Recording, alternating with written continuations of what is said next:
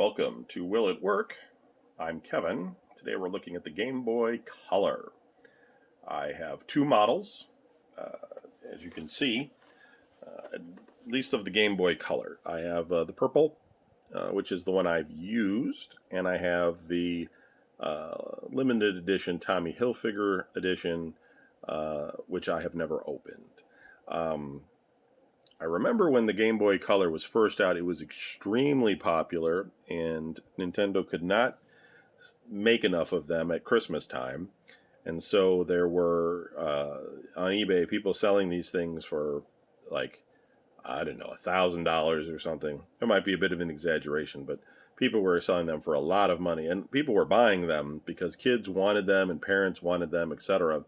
And so it did remarkably well, considering it was essentially the Game Boy experience in color. It may have had some performance improvements as well, but, we had the Game Boy Pocket, and I believe this is mostly just a colorized version of that. And it wasn't too long after this that they went and released the Game Boy Advance, which, of course, also did really well, but there was just a thing at that time with the Game Boy Pocket and the Game Boy Color that it was just a bit of a phenomenon and that it sold so well.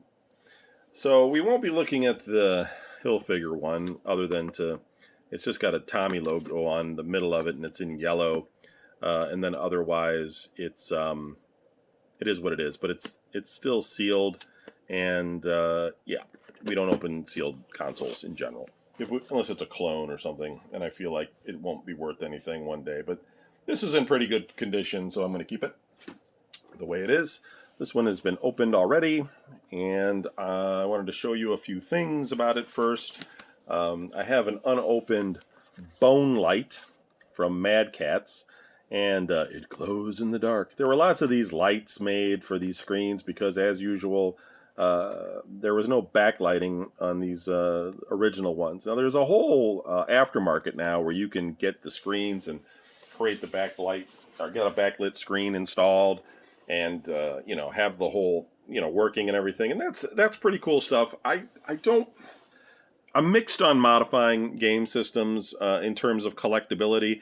I feel like on one hand, somebody that wanted to play an old system would want it to be modified so that it would be easier to play. So you'd be using, like, say, RF, it would go out with composite, or HDMI or something.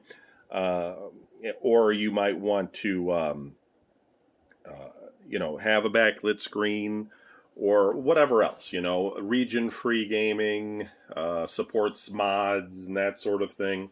I think, like, if you were a player, you would want all of that stuff. But as a collector, I'm a little bit mixed on it because I feel like the original hardware is probably what you want. You want the collection to be as original as possible. And I think that people what they really want is a brand new system in a box that's still sealed, etc. But game console collecting really didn't become a thing until I would say the late 90s in most cases. I remember John Romero from id Software was going around trying to collect a bunch of consoles and paying some rather large dollars for them, I had heard.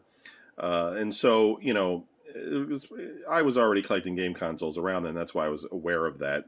But it was pretty niche at that point. I think a lot of people caught on to it a little bit later when they were just buying things and they started collecting them just because they never got rid of the ones they had. But my collection is pretty massive, and I have yet to. I am sure there are people out there with more game consoles than me, for sure.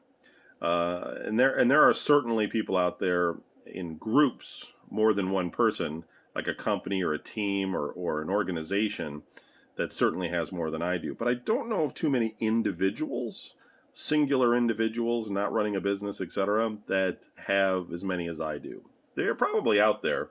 But as you go through this series, and I keep showing you all the consoles I have, your eyes might glaze over by how many I actually own.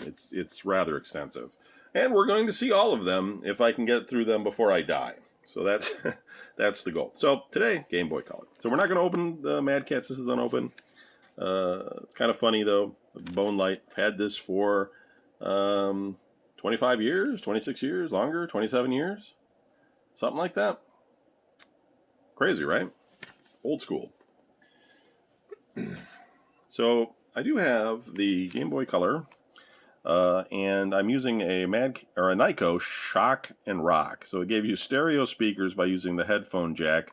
It provided a battery on the back with a grip here, and it just gave you a longer bit of play.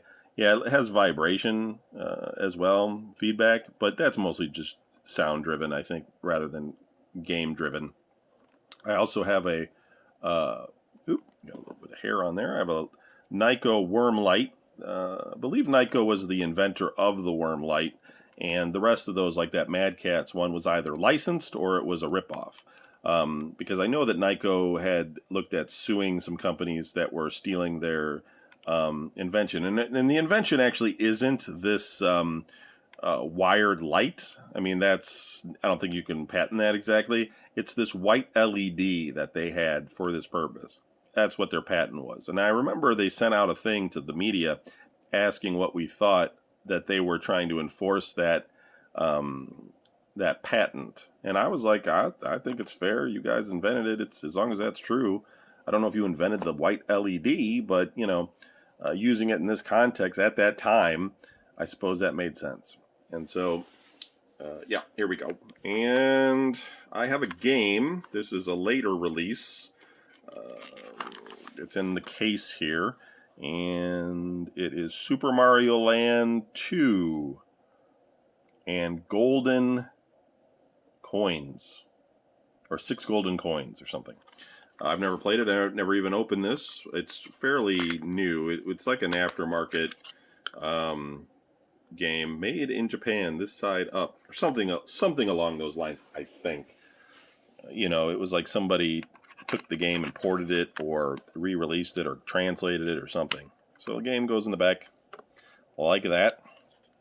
And let's see if we can get this to display cleanly without a lot of... I don't think I'm going to need the worm light right here. There we go. Super Mario Land 2. 6 Golden Coins. Yeah, 1992. So quite a while ago. Where's the start button? Let's hit start. Do I have sound?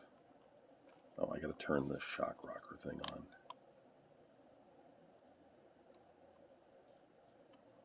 No, that's not it. There we go.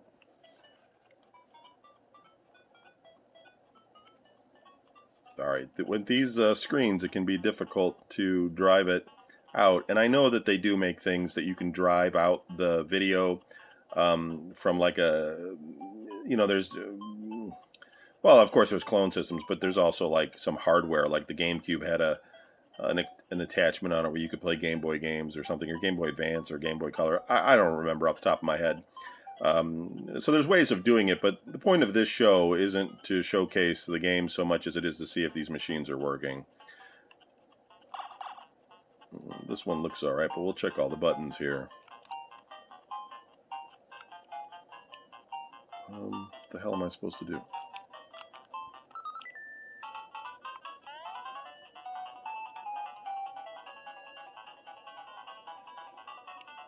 The refresh rate that you're seeing is probably not going to be perfect just because of the camera and everything. It looks a little bit crisper on the...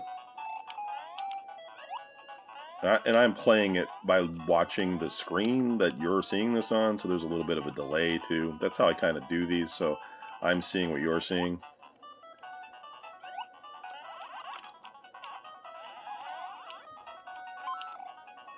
Well, lucky me. I didn't get hit by my own turtle.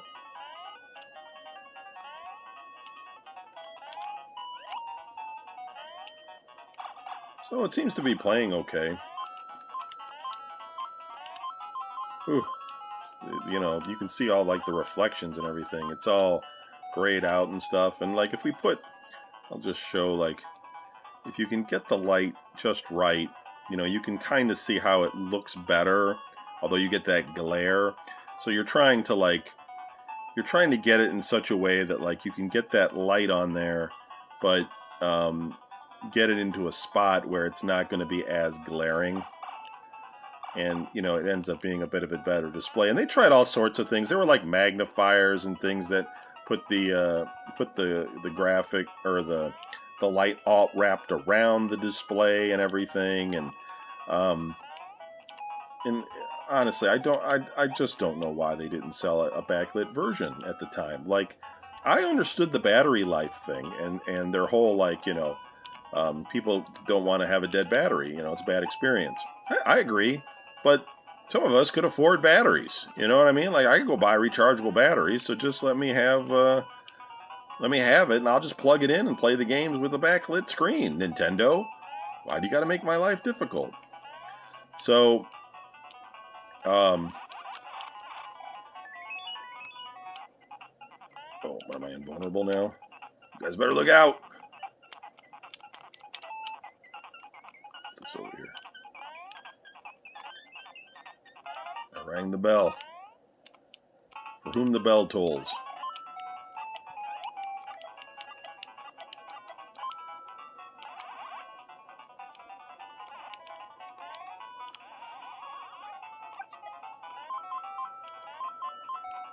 Yeah. Anyway, I'm not going to keep playing this game.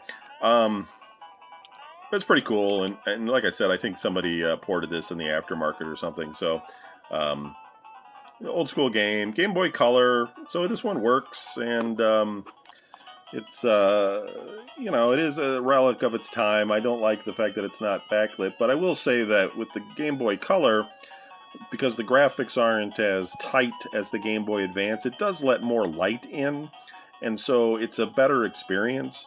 If you saw the Game Boy Advance video I did, it was a lot harder to even get a good display out of that thing. Luckily, of course, they did release the SP, which we'll look at in the future. But, you know, as a middle-of-the-road model, Game Boy Color, you know, this was a pretty decent system. It was compact enough, thin enough. Just the backlight thing is always the issue. But overall, you know, there was a bazillion games for this thing, and kids were pretty happy with it. And, you know, I played some good RPGs on it. So, all around, Game Boy Color, decent system. Thanks for watching. Be watching for the next video coming soon. Thanks. Later.